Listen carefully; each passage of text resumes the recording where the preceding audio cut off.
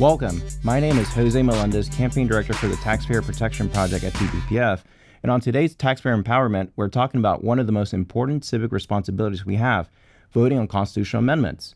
Texans will head to the polls this November to decide on several key issues that could shape the future of our state for years to come. So let's get started. I'm delighted to introduce my guests, two people who follow Texas policy matters closely and can help break down what's on the ballot.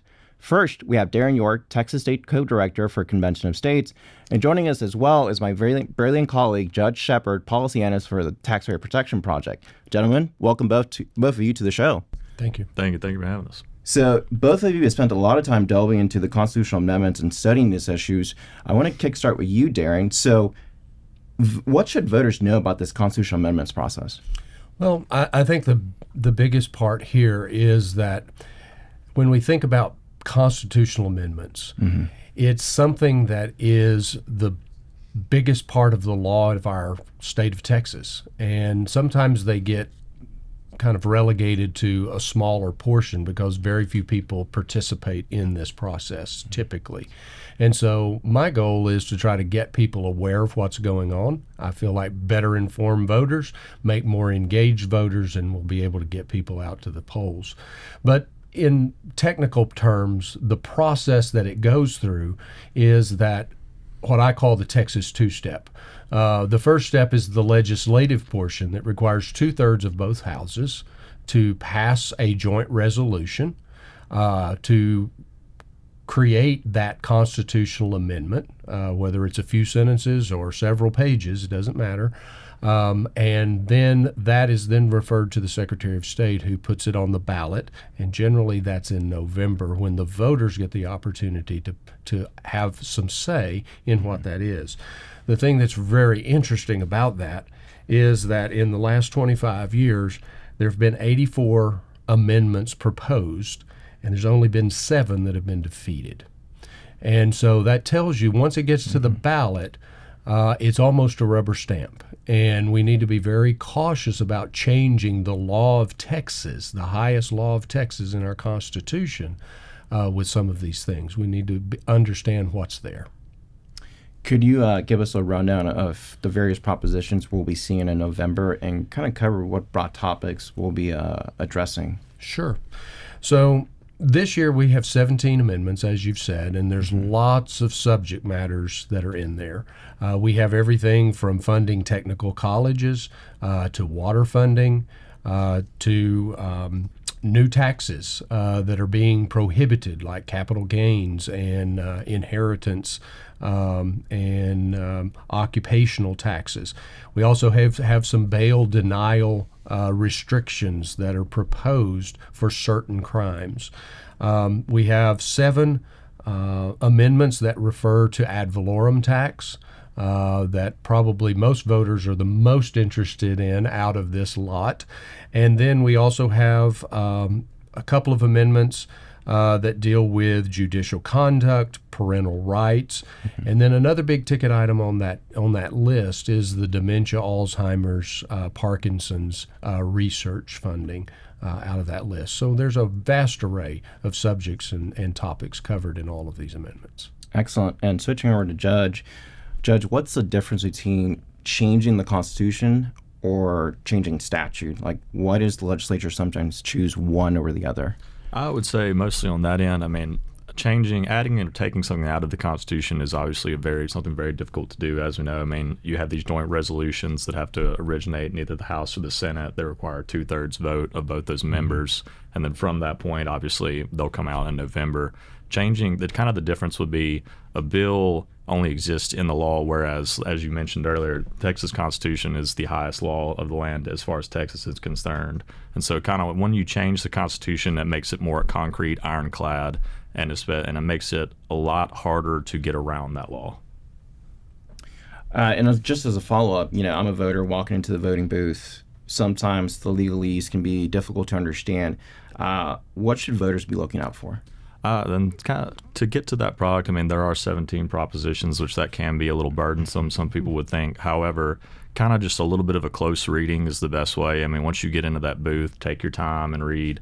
a lot of kind of going through the ones that I've seen so far, there's not a lot of shalls and mays that you need to be worried about. It's more of just kind of a close reading of, a portion of the sales and revenues tax, or, dealing with the homestead exemption type deal, whether or not you read if you're a part of that class that's over 65 or disabled, or if you're just a regular homeowner with your homestead and that raising. So kind of actually we've done the work for you, both Mr. York as well as the foundation. We both have some nice publications. Yours is already out, I believe, sir. Correct. And then ours should be released too, where we've kind of gone through and analyzed all these ballot propositions and try to give you a heads up of what this is actually going to do and whether or not you choose to vote yes or no. So Darren, back to you. Do you think this year's ballot is heavier on fiscal issues, or are we seeing more of the governance and rights types issues? I would say it's probably a little more slanted toward the fiscal issues, but we do have a good number out of that 17 that deal with, I'm going to call it the social issues. We've got the bail reform, we've got the parental rights, which is a big one. And there's been some misunderstanding about that one as well, because there was some language in the original that's no longer there. So be sure and read what's actually involved in this one, because it is a big deal. There is one that clarifies that in the state of Texas, you must be a United States citizen in order to be able to vote in the state of Texas. So we have the one on judicial conduct. We have the bail denial. So I think it's kind of a mixed bag. Like I said, the heaviest part of this, 7 out of those 17 just deal with exemptions on ad valorem tax, and then you've got all of the others, funding for technical college and Alzheimer's research and several other things that lend it toward the fiscal side. So Darren, staying with you, let's get into some of the specifics here, specifically on the property tax relief one, dealing with the homestead exemption. Can you quickly just walk us through this amendment and why it's so important for Texans? So I'm assuming like I said, there's about 7 of them that deal with ad valorem tax, but I'm assuming you're talking about Proposition 13 that raises the homestead exemption from $100,000 to $140,000. And that will make an impact to that tax evaluation for school districts that your tax rate is applied to. And so in that amendment, and this is another interesting point about this amendment, is that it was 100% bipartisan. Everyone voted yes in both chambers, Senate and the House. Yeah. So very, very interesting. It's the only one out of this list of 17 that was that way. So you can tell that there's lots of interest in making sure that there's some relief for taxpayers. I would imagine it's very hard for legislators to tell their constituents, no, I don't want to give you money back. Exactly. I would assume so too. Now you have to recognize that a few years ago we had the same type of thing that raised it to $100,000. This year we're moving it up to $140,000. So very similar to the language and to the context of what was done a couple of years ago.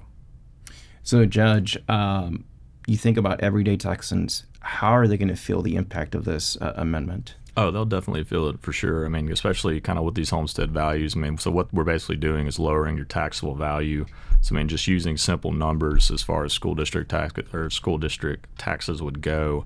Say your home's valued at $300,000 by your local CAD. That homestead exemption is going to take off $140,000 of that. So you're only going to be taxed on that $160,000 of value that's left over. So I mean, and that extra $40,000 on the homestead, I mean, I can't give you a precise dollar amount because ultimately that's going to depend on what the rates are in your local government. But you definitely should be feeling a little bit of relief, and it should be some money back in your pocket. Darren, you mentioned at the beginning that we need more engagement when it comes to these elections dealing with constitutional amendments. On that note, turnout is usually very low for these elections. It's odd year elections. Even though it's November, you still have a lot of folks who don't show up. Right. Why do you think that is? I think ultimately, number one, again, there's not another, I'm going to say, personality that's on the ballot. In some places, municipalities, and some places you do have other county initiatives or municipal initiatives that might be on the ballot. And that may draw some local interest. But overall, there's not a personality associated with this. It's just amending the Constitution. And that's where I really want people to understand that this is a big deal. And personally, I think we need to recognize that amending our Constitution is really, really important. You know, since 1876, Texas has amended its Constitution, or proposed amendments for over 800 amendments to our Constitution.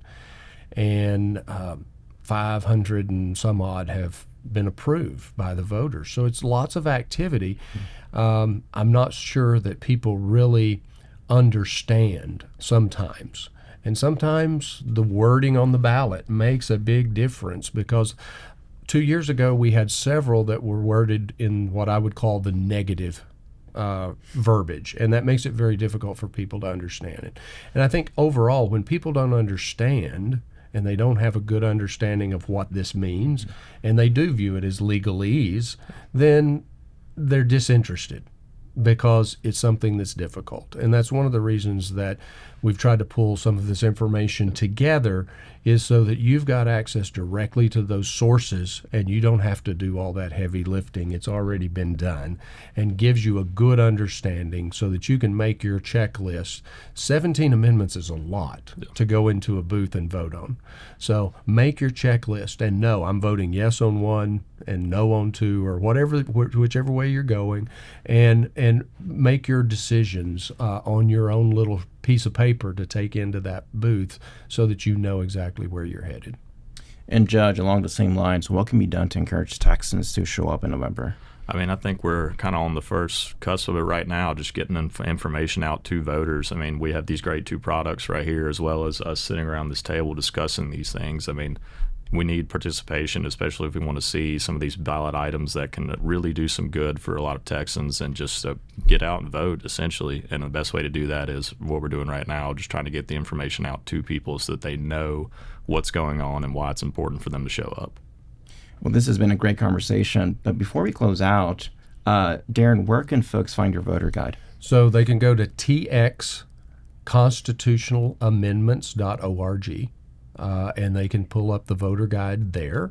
It's almost 60 pages of content with sources so that you can directly read the bills. You can read Secretary of State documentation. You can read the fiscal notes, whatever you're interested in, to get as much information. And then it's got that cheat sheet in the back that you can print off and use when you go vote. The other part of that is there you'll also find a Perspectives tab, and on that Perspectives tab is Texans Helping Texans. It's where people are able to voice their opinion and give you their reason why they're voting one way or the other, or the logic, or how they interpret it. So it's just kind of a forum for Texans to be able to gain as much information from their fellow Texans as possible. So that's txconstitutionalamendments.org. Correct. Excellent. And Judge, where can folks find your soon-to-be published Constitutional Amendments Guide? Obviously, you can find it at texaspolicy.com, as well as through any of our numerous media accounts, whether that be on X, Instagram. Let's say we will be pushing this out because we want people to get informed and know. But obviously, start at the source, texaspolicy.com. Excellent. Well, thank you both so much for joining the show. Thank you. Thank you for having us.